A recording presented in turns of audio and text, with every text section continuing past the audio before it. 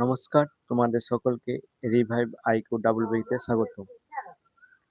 30 তারিখ থেকে WBPSC miscellaneous সার্ভিসের অ্যাপ্লিকেশন শুরু হয়েছে।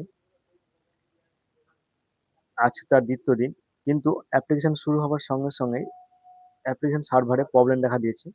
অর্থাৎ সঠিকভাবে অ্যাপ্লিকেশন হচ্ছে না।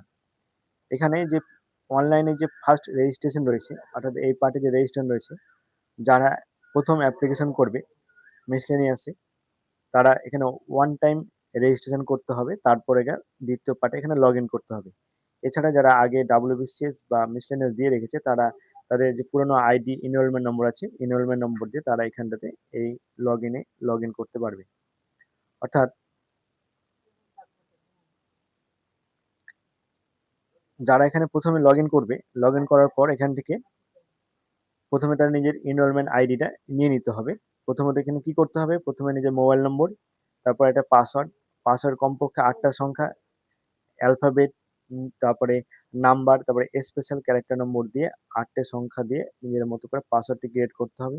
এবার ইমেল আইডি, নিজের নাম, ডেট অফ বার্থ এবং জেন্ডার দিয়ে এবং নিজের বাবার এবং মার নাম দিয়ে প্রসিড রেজিস্টার করলে আপনার রেজিস্টারটা হয়ে যাবে। সেটা আপনার মোবাইল নম্বরে, ইমেল আইডিতে এবং আপনার এখানে ডিসপ্লেতে ভেসে উঠবে।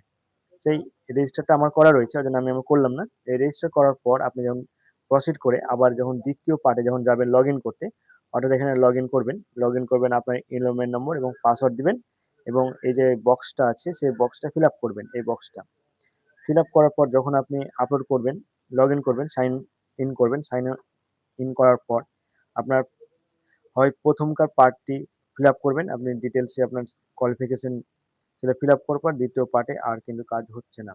অর্থাৎ আপনার বিশেষ করে এসসি এসটি বা আপনার ওবিসি সার্টিফিকেট আপলোড করার পর যে প্রসিড করবেন দ্বিতীয় পার্টে, সেই পার্টে আর কিন্তু যাচ্ছে না। এটা সার্ভারের প্রবলেমের জন্য এটা বেশ কাল থেকে এটা দেখা দিচ্ছে।